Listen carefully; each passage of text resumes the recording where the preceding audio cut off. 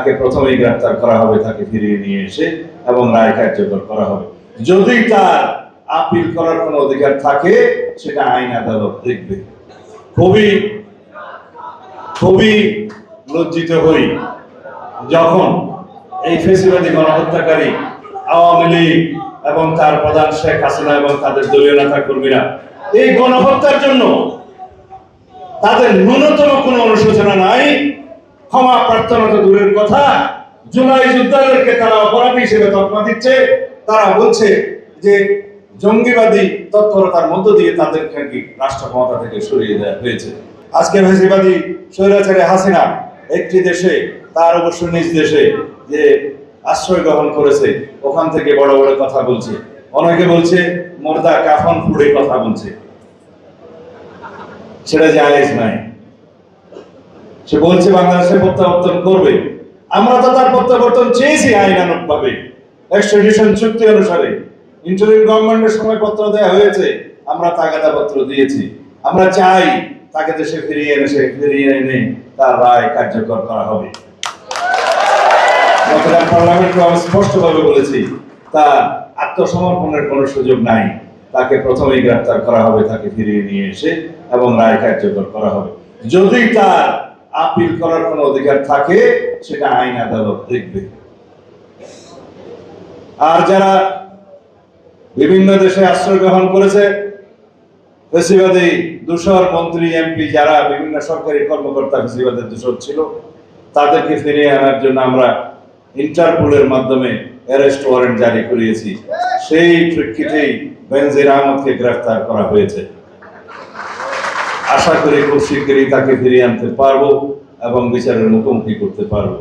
আমরা চাই সবাই ন্যায় বিচার পাক।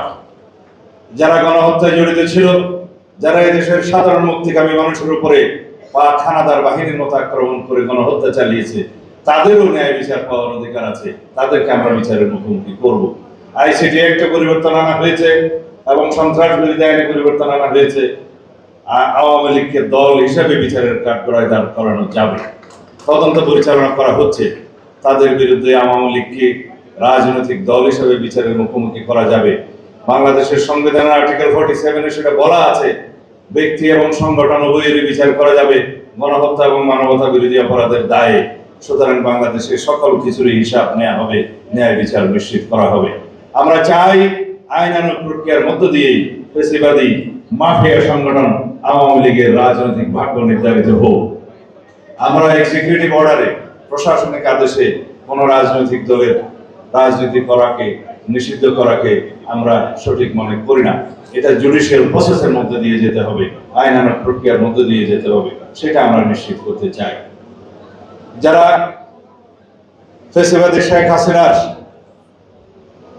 সংগঠন হিসেবে আওয়ামী লীগের দায় দায়িত্ব নির্ধারণের জন্য আইনানুগ প্রক্রিয়া গ্রহণের পক্ষে মতামত ব্যক্ত করবেন, তাদের পক্ষে আমার একটা যুক্তি আছে। কথা হচ্ছে, রাজনৈতিক সংগঠনের রাজনৈতিক ম্যানিফেস্টোর প্রেক্ষিতে যদিও বা অবৈধ, তারা রাজনৈতিক দলের শীর্ষ নেতৃত্ব হিসেবে সরকার পরিচালনা করেছেন। অবৈধ প্রধানমন্ত্রী হলেও প্রধানমন্ত্রীর নাম ছিল, তার দায় দায়িত্ব সেই সংগঠনকে নিতে হবে। যে সমস্ত সংগঠনের নেতা কর্মীরা গণহত্যা চালিয়েছে, তাদের দায় দায়িত্ব সেই সংগঠনকে নিতে হবে। আমরা জানি নুরেমবার্গ ট্রাইব্যুনালের মধ্য দিয়ে সেই সময়কার সংগঠন, হিটলারি সংগঠনকে রাজনৈতিক অধিকারকে বঞ্চিত করা হয়েছে, কেড়ে নেওয়া হয়েছে, নিষিদ্ধ করা হয়েছে। গেস্টাপোর প্রতি তাদের নিষেধাজ্ঞা আছে, নিষিদ্ধ করা হয়েছে। সেই সময় দ্বিতীয় বিশ্বযুদ্ধের সময়কাল ছিল, তখনও তারা গণহত্যা করেছে। আর বাংলাদেশে একটি তথাকথিত নির্বাচিত সরকারের নাম দিয়ে রাষ্ট্রীয় ক্ষমতায় রাষ্ট্রীয় বাহিনীকে দিয়ে হত্যাযজ্ঞ চালিয়েছে, ম্যাসাকার করেছে এবং বাংলাদেশের সেই গণহত্যার স্বাক্ষর যারা রেখেছেন তারা সবাই চিহ্নিত হয়েছে। বাংলাদেশে এমন গণহত্যা পরিচালিত হয়েছে, আসমান থেকে গুলি করে সাধারণ গৃহিণীকে এবং শিশুদেরকে হত্যা করা হয়েছে। এটা বিশ্বের কোনো নজির নেই। সুতরাং তারা কখনো সেই দায় দায়িত্ব এড়াতে পারে না। খুবই খুবই লজ্জিত হই যখন এই ফেসিবাদী গণহত্যাকারী আওয়ামী লীগ এবং তার প্রধান শেখ হাসিনা এবং তাদের দলীয় নেতা কর্মীরা এই গণহত্যার জন্য তাদের ন্যূনতম কোনো অনুশোচনা নাই, ক্ষমা প্রার্থনা তো দূরের কথা, জুলাই যোদ্ধাদেরকে তারা অপরাধী হিসেবে তকমা দিচ্ছে।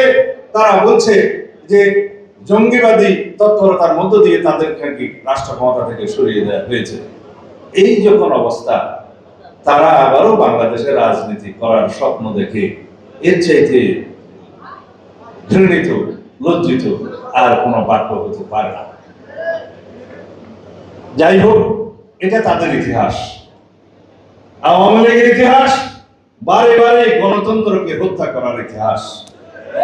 তাদের ইতিহাস রক্ষী বাহিনীকে দিয়ে 30,000 বাংলাদেশের স্বাধীনতাকামী মুক্তিযোদ্ধাদেরকে হত্যা করার ইতিহাস। তাদের ইতিহাস বর্বরতার ইতিহাস, ধর্ষণে সেঞ্চুরি করার ইতিহাস, বাংলাদেশের ছাত্র সমাজকে কলঙ্কিত করার ইতিহাস, এদেশের ছাত্র রাজনীতিকে কলঙ্কিত করার ইতিহাস। তাদের ইতিহাস একদলীয় বাকশাল কায়েমের মধ্য দিয়ে গণতন্ত্রকে বিলোপ করার ইতিহাস। সুতরাং আওয়ামী লীগ নামক এই ফ্যাসিস্ট মাফিয়া সংগঠনের পক্ষে যে কোনো কিছু বলা সম্ভব। আমরা শুধু অঙ্গীকার করতে চাই, এখানে দাঁড়িয়ে আজকে 15ই জুলাই এখানে দাঁড়িয়ে আমরা অঙ্গীকার করতে চাই, বাংলাদেশে আর কোনোদিন কোনো ফ্যাসিবাদের উৎপত্তি হতে দেব না।